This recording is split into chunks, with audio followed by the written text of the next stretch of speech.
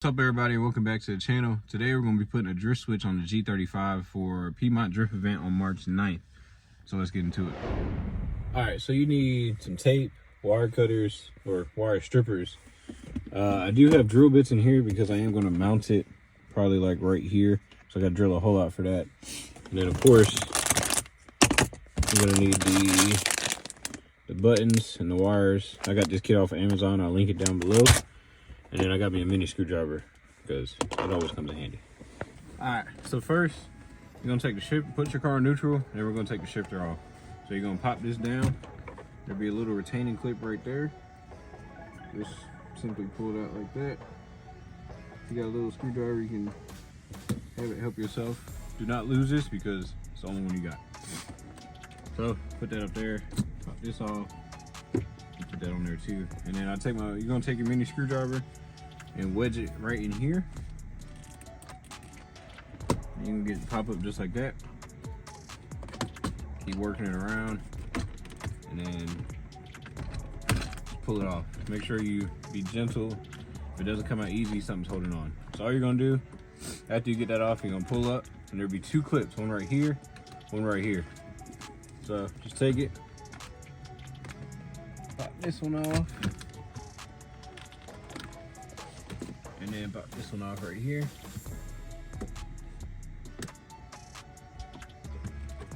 And then that's it. Lay that on the floor for now. So once you get the center of the gear shifter part off, there'll be two screws. There's one right there, the other one's right there. Those two will hold in the front part of your dash. All right, so you're gonna take these two screws out. Take this one out first. Make sure you keep your hand there so it won't fall into the abyss. Take one out. Usually what I did, or what I do, I put it in a cup holder right here on my door panel just so I know where they're at. And they're not flying around getting lost somewhere. So there's the other one. You're gonna open this up and then there should be a vent right here. You're gonna pop that vent off. Once the vent is popped off, you will see 4 screws. Just go ahead and take those out too. All right, so since we took those 4 screws out, also gonna go ahead and pull out the cup holder. You just take it right here and pull up. So the sensor we're getting to is this yaw sensor right here.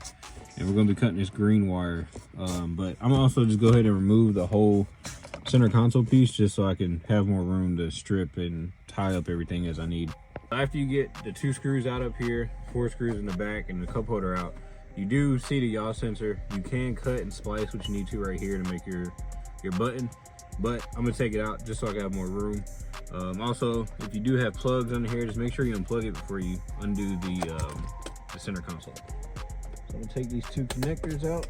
Once those 2 are out, you pull it back and lift up. And that's it. So to get my air duct out, I have to there's 2 screws back here that's holding it in. I'm gonna take those 2 out.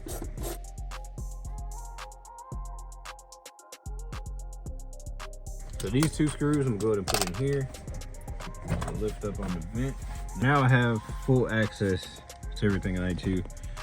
This one has tape around it, so I'm gonna go ahead and take that off. But other than that, I could just go ahead and unplug this too. Yeah, I'm gonna go ahead and unplug it from the yaw sensor, splice the green wire, put the switch on to where it needs to be. Put the switch wires, connect the switch wires from here to here, from the 2 split ends, and then I'm gonna drill out a hole onto this so I can have a nice flush OEM look. All right, so now that it's cut, I usually fan them out. So focus. I usually fan it out like that. I'm gonna fan it out on this side. So now when I put it in, I can just put it in the middle and then twist it like that. What I did, I went ahead and soldered the wires together just so I know that they're good in there and they won't come out. Because if you don't solder it, it has a potential of slipping out. So now that the switch is done and wired up, I put electrical tape around the cuts I made. I'm gonna show you how it works. So right now,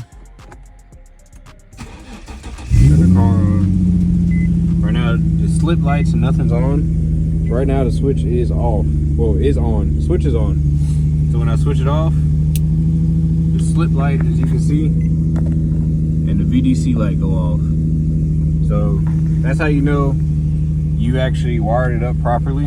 And then just to take, if you wanted the lights to get off the dash, just cut your car off, turn the switch back on so it lets the circuit know that this is connected. Start it up again, and you get no lights. So now we're gonna go ahead and cut a hole into my cup holder piece, and then go ahead and mount it up that way. All right, so my plan is to cut a hole out right here. The only problem is the way this is made. This is in the way. I already took the screws out because I want to see how it's going to mount, and I could take it out, so I would have to cut right here. So what I'm gonna do is I'm gonna trim this area off and then cut a hole right under it so I can still, so the whole, you know, the whole switch can fit through there nice and flush, if that makes sense. So yeah, it's going to, the switch will sit right around here. So that's the goal, and I'll be back. All right, so here's the mock-up. I had to cut that piece out. I just used one of my hot knives, and then I just drilled a hole and made it big until it could fit in here. I'm gonna clean up around here because it's just, I had to use my hot knife a little bit to get that area nice and smooth. But other than that, I cut some stuff around there. So I had to sacrifice a relay, or sacrifice a switch. So now I have to, I'm gonna cut these ends off on these two wires right here, the red and the black one, and extend it to come out to about right where this switch is at. So when it's in the car, it'll look like this with the cover in, of course.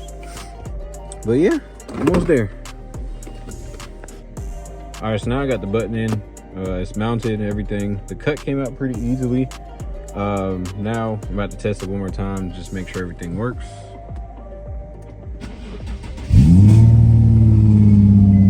Right now the button is in circuit mode. So basically the car knows that the yaw sensor is in place. All I gotta do is hit the switch, the slip light and the VDC light will come on.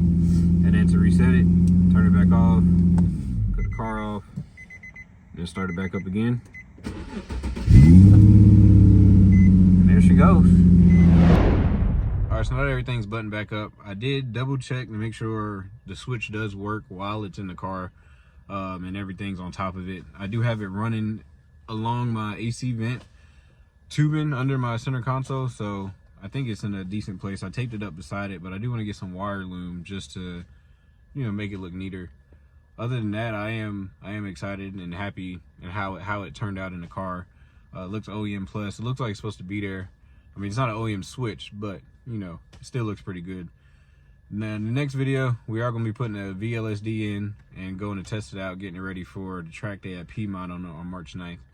So yeah, we'll see you soon.